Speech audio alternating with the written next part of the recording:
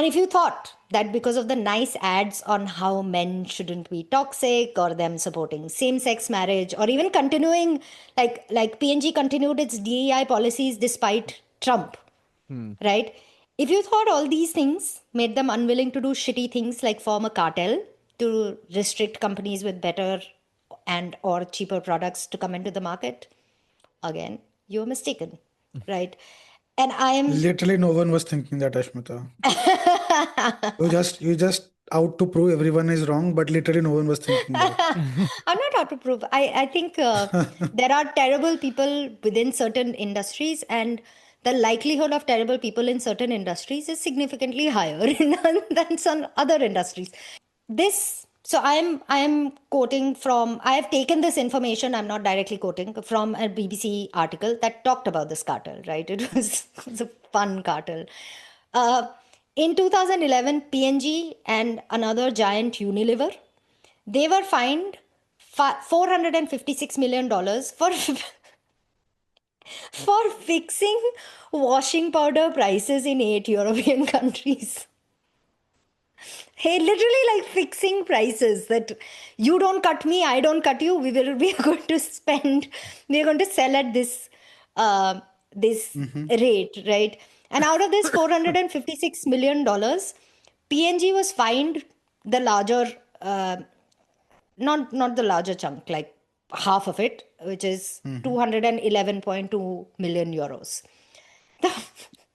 It just keeps getting more ridiculous. The fines were later discounted by 10% because the two companies admitted running a cartel. So basically, it was Unilever, P&G, and actually Henkel. Henkel is another brand that all make washing powders, right? And they're the three Yeah. largest players. So they came together and formed the lamest cartel of all time. Like literally the absolutely stupidest cartel for washing powder. Okay? And they ensured that they wouldn't have competing prices and, they would create artificial shortages so that all three of them could rake up their prices and benefit. Standard cartel things. Henkel was, for some reason, dissatisfied. Henkel was like, I don't know what happened, but Henkel came out and tipped off the European Commission. And as a reward, Henkel didn't attract any fines. So fine was paid by, after 10% discount, by only P&G and Unilever. This is such a ridiculous case. I cannot. I don't know what to think of this case, honestly. Again, when you have so much concentrated power, it's so much easier forming a cartel with two companies, right? Versus trying to form a cartel with like 15 different players. It's impossible, right? And that's why it's so much easier to break down, cartels than it is to break down like companies with vertical integration and everything. So because there are whistleblowers, a lot of things are lesser control, the better it is for the world, right? Also, P&G hasn't hesitated in the slightest to sue people for apparent patent right infringement to prevent smaller competition from gaining ground, right?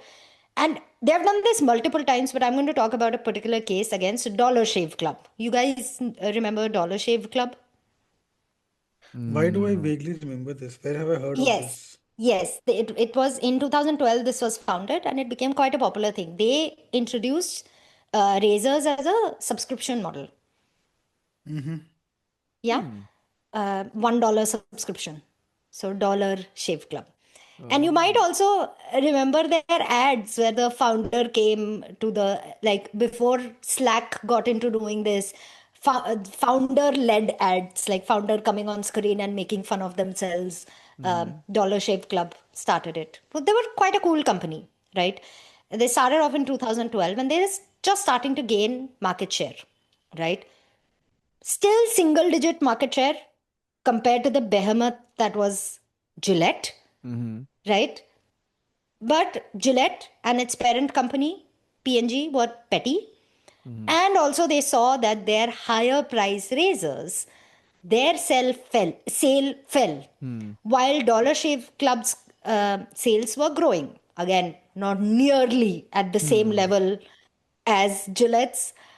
but P&G is petty, right? And they were fully assholes. So they filed a suit against Dollar Shave Company in December 2015, saying that the Dollar Shave Club, not Dollar Shave Company, saying that they were infringing a patent of Gillette for a particular razor with a particular coating, right? And they quoted that patent.